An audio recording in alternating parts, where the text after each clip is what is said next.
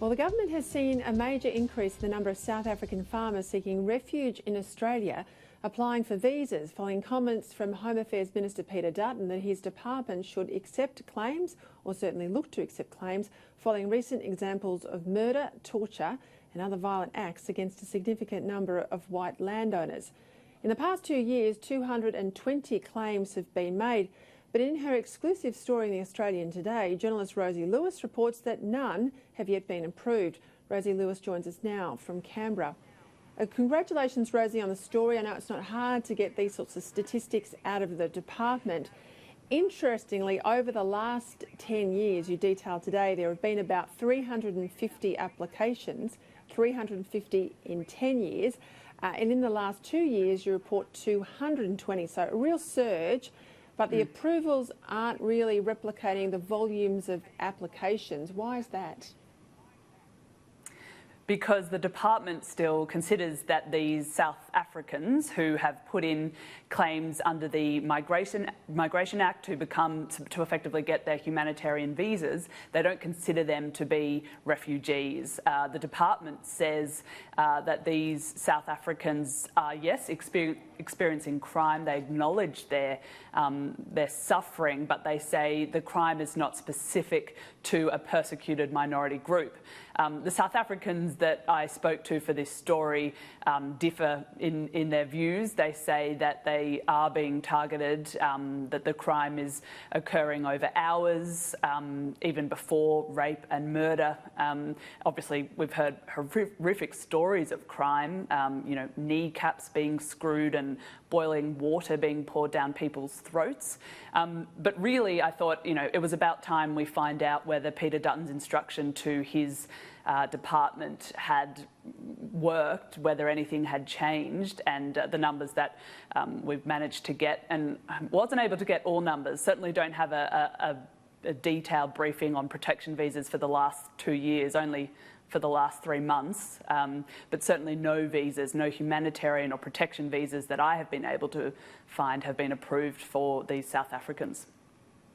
Now, you rightly say the department's rejecting applications for protection visas. Protection visas are granted on the basis of someone making a claim and the claim being found that they are refugees, and the requirement under international law and replicated in Australian law in relation to refugee status is a well-founded fear of persecution. Now, a number of these farmers claim, and we've certainly all heard some pretty horrific cases. I've interviewed people from South Africa here on the program.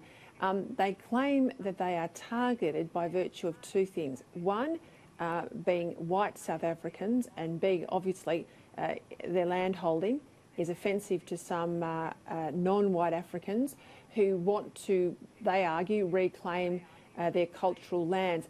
There has been some political activists, members of parliament indeed, who champion the causes of removing, forcibly if required, white landowners from South Africa.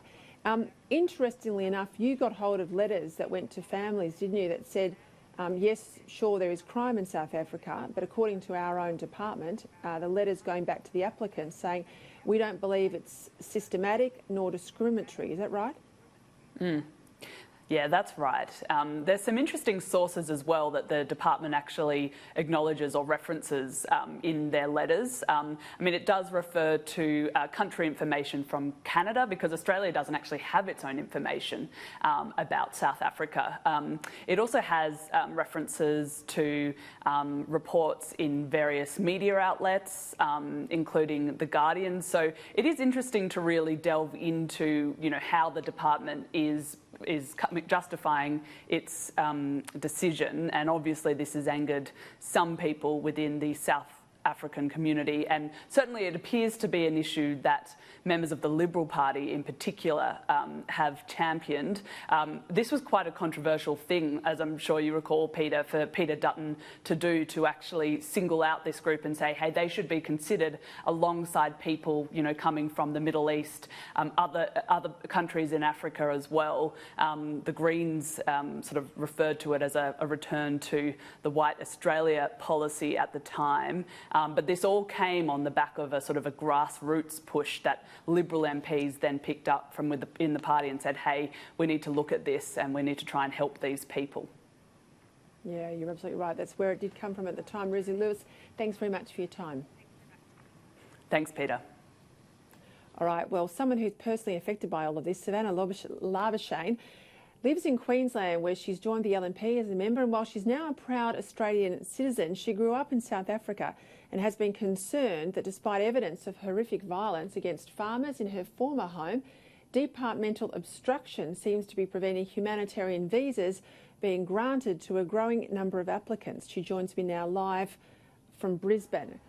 Savanna, you just heard there from Rosie. She has detailed in the Australian newspaper today some of the statistics in terms of a really significant increase in people applying for protection visas out of your old home country of South Africa, but a very high rejection rate. Now, the claim from the department is that there is not systematic violence against white South Africans and indeed particularly white farmers, and that this is just normal crime. What would you say to that? Good evening, Peter. First of all, thank you for welcoming me onto the show and inviting me to come and speak to you tonight. Yes, this is an issue that we have been facing for quite a while now, and I've got some stats from a group that I'm involved with where we've, in the last 3 months, we have seen 30 people have been, waiting for answers from immigration on their protection visas. We've had 29 declined applications who have now gone on to appeal those decisions. We've had families going back to South Africa because they were declined, and there just is no answer for these families. The rejection letters that I've had access to all seem to be copy and paste type answers to these applicants, even though they are told that they would be judged on merit per case. It seems like a one-size-fits-all decline letter is going out, and the facts that they are taking reports from Canada and America, because the Immigration Department doesn't have a country of origin information, is not helping the case. We do argue the fact that... Savanna, let me just pick up that point, because I think it's a very important point, and it was made by Rosie Lewis, the journalist who was just on before you. The fact that when they make these decisions, Australian authorities, they do not have their own primary source evidence to base assessments of crime and torture, abuse, all the other things happening. They don't have their own Australian-based or Australian-owned evidence. They're basically taking reports from Canada and elsewhere. That's got to be a concern. Yes. So the reports or the findings are from, as mentioned, 2018 reports done by the US and by the Canadian Refugee Board. So those are the reports they're referring to. They also refer to some Al Jazeera information. Any information given by the South Africans on protection visas are referred to as can't be verified or right-wing.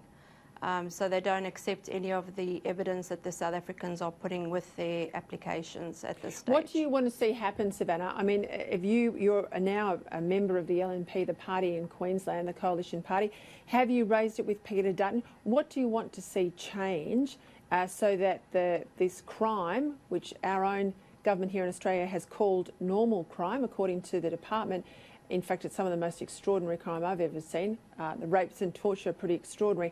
What do you want to see have happen?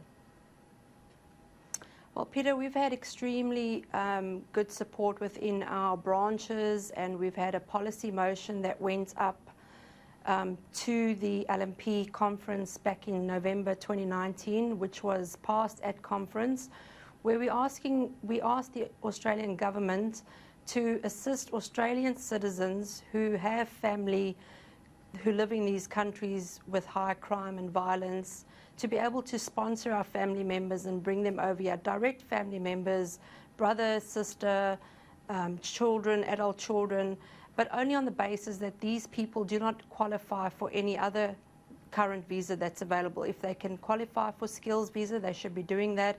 If they can qualify for temporary work visas, they should be doing that. So we want to help our families.